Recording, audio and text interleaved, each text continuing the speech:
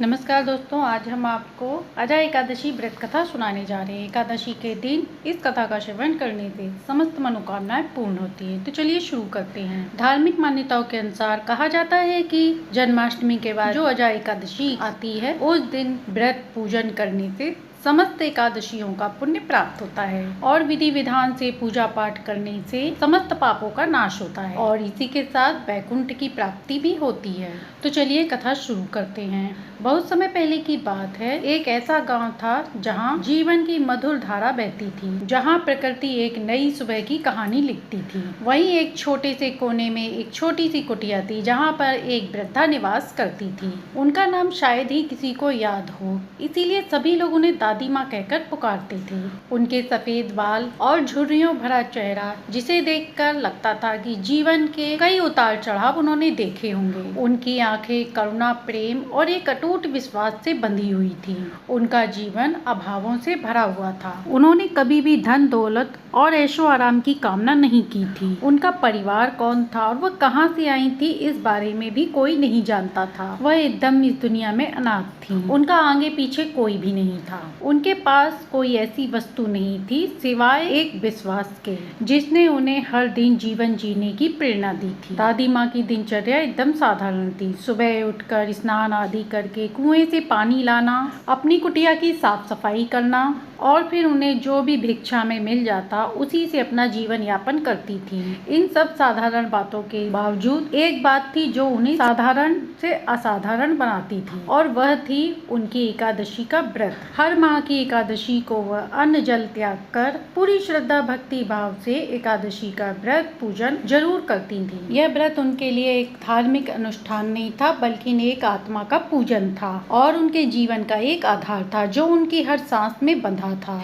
इस व्रत के दौरान दादी माँ के चेहरे पर एक अलौकिक शांति और एक तेज निखर आता था, जैसे वह इस भौतिक संसार से परे जीवन में कुछ अलग ही लोक में विचरण कर रही हों। उन्हें सिर्फ व्रत पूजा पाठ तक ही सीमित नहीं किया जा सकता था, बल्कि उनका जीवन एक करुणा और दया की निर्मल धारा से भरा हुआ था। गाँव में जब भी कोई विपत्ति आती, दादी माँ अपने सीमित संसाधनों के बावजूद प्रत्येक व्यक्ति की सहायता के लिए तत्पर रहती। एक बार गाँव में सूखा पड़ा था और बच्चे भूख से बिलख रहे थे। दादी माँ ने अपनी इकलौती रोटी का टुकड़ा, जो अपनी एकादशी के व्रत के पारण में खाने के लिए उन्होंने रखा था, एक भूखे बच्चे को दे दिया और उनकी आंखों में कोई भी पश्चाताप नहीं था, केवल एक संतुष्टि की चमक थी। दादी माँ ने अपने मन में सोचते हुए कहा कि क्या हुआ अगर मैं भूखी रह गई तो? भगवान तो सब देखते हैं, मेरा पेट तो कल भी भर जाएगा, परंतु इस बच्चे की भूख अभी शांत होना बहुत जरूरी है। और यह कोई सामान्य बात नहीं थी, बल्कि करुणा का एक स्वरूप था, जहाँ अपने को कष्ट देकर दूसरे की जरूरत को प्राथमिकता दी जाती है। एक बार की बात है,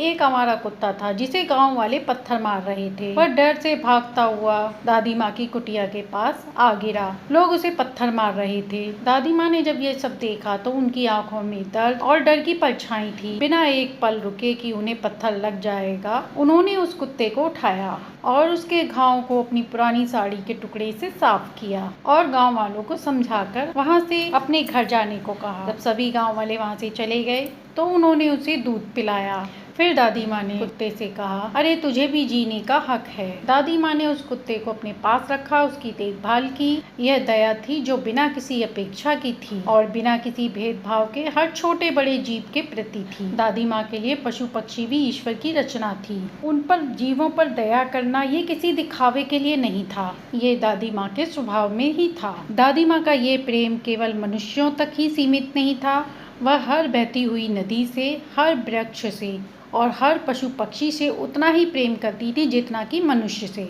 उनके पास कोई अपना परिवार नहीं था, कोई बच्चे संतान कुछ भी नहीं थी, परंतु ममता का सागर उनके हृदय में सदैव रहता था। गांव के बच्चे अक्सर उनके पास आकर बैठ जाते और दादी माँ बड़े प्यार लाड़ से सभी बच्चों को कथा कहानियाँ सुनाती थीं और उनके हाथ के बने हुए प्रसाद को खाकर बच्चे खुशी खुशी अपने घर वापस जाते। दादी माँ उन पर प्यार भरा सिर पर हाथ फेरती और वो बच्चों को भी यही सिखाती कि बच्चों, जीवन में सबसे बड़ा प्रेम करना है और जब तुम सबको प्यार करोगे तो तुम्हें कभी भी अकेलापन महसूस नहीं होगा।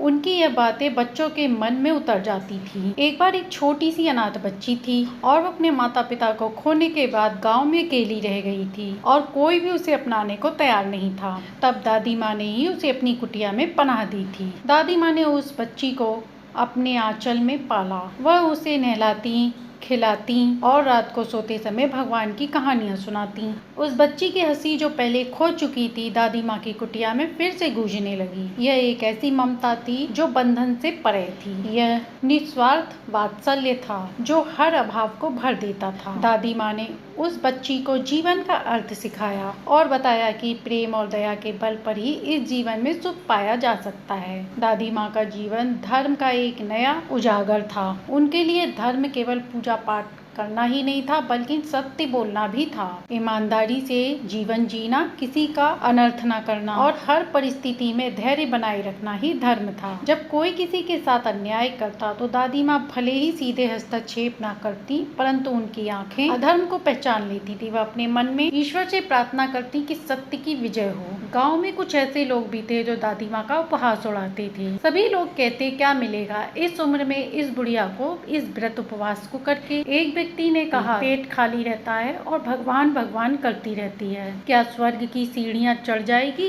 दादी माँ ने सब सुना परंतु कुछ नहीं कहा, क्योंकि वह जानती थी कि अधर्म पर चलने वाले लोग भौतिक सुखों को देखते हैं, इसलिए वे धर्म की शक्ति को कभी नहीं समझ पाएंगे। अधर्म वह होता है जो दूसरों का बुरा चाहता है, लालच से भरा होता है। दादी माँ ने अपने जीवन में कभी किसी को भरा बुरा नहीं कहा, यहाँ तक कि जो लोग उनका मजाक उड़ाते थे उन्हें भी, क्योंकि उनका धर्म उन्हें यही सिखाता था कि हर आत्मा में ईश्वर का वास है और सबके प्रति सच्ची भावना ही असली धर्म है। उन्होंने कभी भी किसी को अपने व्रत के लिए बाध्य नहीं किया और न ही अपनी मान्यताओं का प्रचार किया। उनका जीवन ही सबसे बड़ा उपदेश था। कई बार गाँव में अपनी समस्याओं को लेकर लोग उनके पास भी आते। कुछ लोगों का मानना था कि शायद दादी माँ की प्रार्थना ईश्वर तक पहुँचती है और दादी माँ कभी भी उन्हें झूठी उम्मीद नहीं देती थी। वह उन्हें सही राह दिखाती और कहती, चिंता मत करो मेरे बच्चे, अपना कर्म करो और भगवान पर विश्वास रखो, सब ठीक हो जाए। धर्म के मार्ग पर चलने वालों को कभी निराशा हाथ नहीं लगती।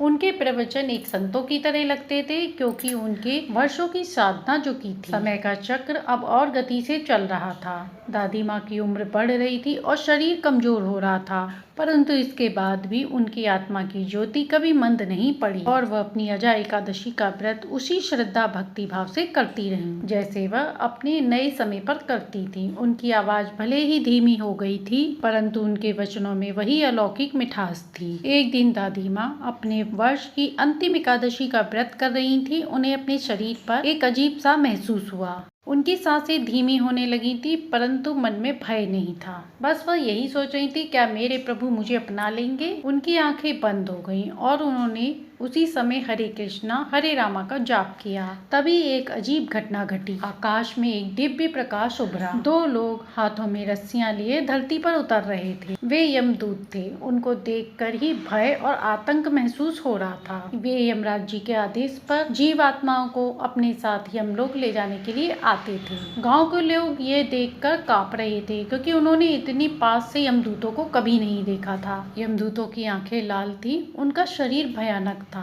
उन्हें देखकर अजीब सा डर था। वे यमदूत सीधे कुटिया में गए और उन्होंने देखा एक वृद्धा जिसका शरीर शांत पड़ा था, परंतु उनके चेहरे पर एक अलौकिक तेज था। उन्होंने उस आत्मा से कहा, चलो तुम्हारी मृत्यु का समय आ गया है, तुम्हें यमलोक चलना होगा। इससे पहले वे दादी माँ के शरीर को स्पर्श कर पाते, तभी एक चमत्कार हुआ। आकाश में एक तेजस्वी प्रकाश फैला। यह प्रकाश इतना तीव्र और शीतल था कि यमदूतों की लाल आंखें कुछ देर के लिए बंद हो गई। हवा में एक दिव्य सुगंध फैल गई और वातावरण में एक मधुर नाद गूंज उठा। तभी आकाशवाणी हुई और उसमें से आवाज निकली, निकली, ठहरो यमदूतों। यह यमराज जी की आवाज थी। उन्होंने कहा, तुमने यह क्या करने का दुस्साहस किया? यमदूतों ने तत्काल घुटने टेक दिए। दूसरे यमदूत ने कांपते हुए कहा, क्षमा करें महाराज, हमें आपने ही इस जीवात्मा को लाने के लिए भेजा था। यमराज ने कहा कि ये साधारण जीवात्मा नहीं है, क्या तुम्हें नहीं पता? यह अजा एकादशी व्रत करने वाली पुण्य देवी है। यमदूतों ने एक दूसरे को देखा,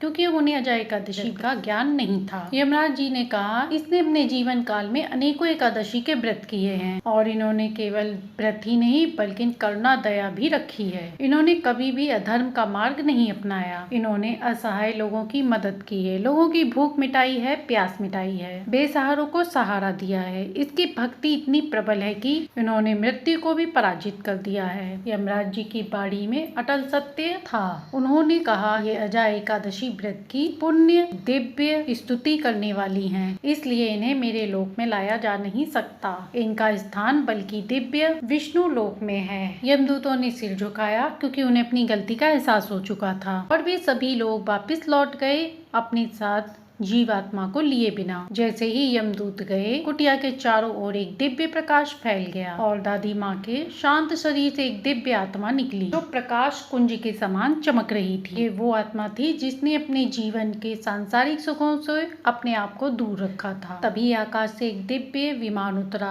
उसमें विष्णु भगवान के दिव्य पार्षद थे। वे मुस्कुराते हुए बाहर आए। उनके चेहरे पर एक अलौकिक शांति थी। एक पार्षद ने मधुर वाणी में कहा, हे पुण्य आत्मा, भगवान विष्णु ने आपको अपने पुण्य परम धाम में आमंत्रित किया है। आपके एकादशी व्रत और धर्माचरण ने आपको इस दिव्य लोक की प्राप्ति कराई है। आपका जीवन करुणा दया प्रेम का प्रतीक था, क्योंकि आपने धर्म के आचरण पर चला है और कभी भी अधर्म का साथ नहीं दिया। दादी माँ की आत्मा ने भगवान के पार्षदों को देखा कि आंखों में कृतज्ञता के आंसू थे। वो आंसू आनंद के और मोक्ष के थे। दादी माँ ने कभी भी अपने जीवन में अपने लिए कुछ नहीं मांगा था और ईश्वर ने उसे वह सब कुछ दे दिया था जिसकी उन्होंने कभी कल्पना भी नहीं की थी। वह दिव्य आत्मा उस रथ में आरूढ़ हो गई और रथ धीरे धीरे उड़ता हुआ बादलों को चीरता हुआ उस अलौकिक विष्णु लोक की ओर चल पड़ा। गाँव के सभी लोग यह सब देखकर शब्द थे। यह सब देखकर उन्हें अपनी आंखों पर विश्वास नहीं हो रहा था। यह एक साधारण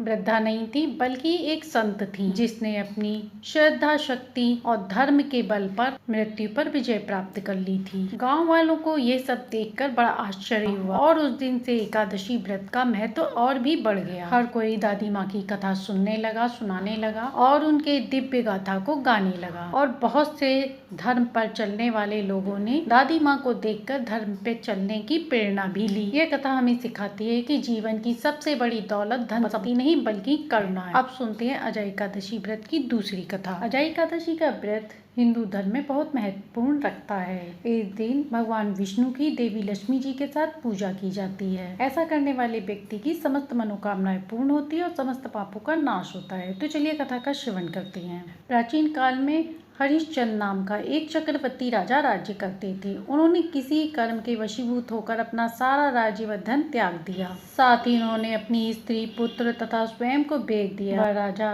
चंडाल का दास बनकर सत्य को धारण करता हुआ मृतकों का वस्त्र ग्रहण करता रहा, मगर किसी प्रकार से सत्य से विचलित नहीं हुआ। कई बार राजा चिंता के समुद्र में डूबकर अपने मन में विचार करने लगता कि मैं कहाँ जाऊँ, क्या करूँ जिससे मेरा उद्धार हो सके। इस प्रकार से राजा को कई वर्ष बीत गए। एक दिन राजा इसी चिंता में बैठा हुआ था कि गौतम ऋषि आ गए। राजा ने उन्हें देखकर प्रणाम किया और अपनी सारी दुख भरी कहानी उन्हें कह सुनाई। यह सुनकर गौतम ऋषि ने कहा, तुम्हारे भाग्य से आज से 7 दिन बाद भाद्र कृष्ण की अजा एकादशी आएगी। विधि पूर्वक उसका व्रत करो। गौतम ऋषि ने कहा कि इस व्रत के पुण्य प्रभाव से तुम्हारे समस्त पाप नष्ट हो जाएंगे। इस प्रकार राजा से कहकर गौतम ऋषि अंतर्ध्यान हो गए। राजा ने उनके कथनानुसार एकादशी आने पर विधि पूर्वक व्रत जागरण किया। उस व्रत के प्रभाव से राजा के समस्त पाप नष्ट हो गए। उस समय स्वर्ग में नगाड़े बजने लगे तथा पुष्पों की वर्षा होने लगी। उन्होंने अपने सामने ब्रह्मा, विष्णु, महेश तथा देवेंद्र आदि देवताओं को खड़ा पाया एवं अपने मृतक पुत्र को भी जीवित तथा अपनी पत्नी को राशि, वस्त्र एवं आभूषणों से परिपूर्ण देखा। व्रत के प्रभाव से राजा को पुनः अपने राज्य की प्राप्ति हुई। वास्तव में एक ऋषि ने राजा की परीक्षा लेने के लिए यह सब कौतुक किया था, परंतु अजा एकादशी के व्रत के प्रभाव से ऋषि दोबारा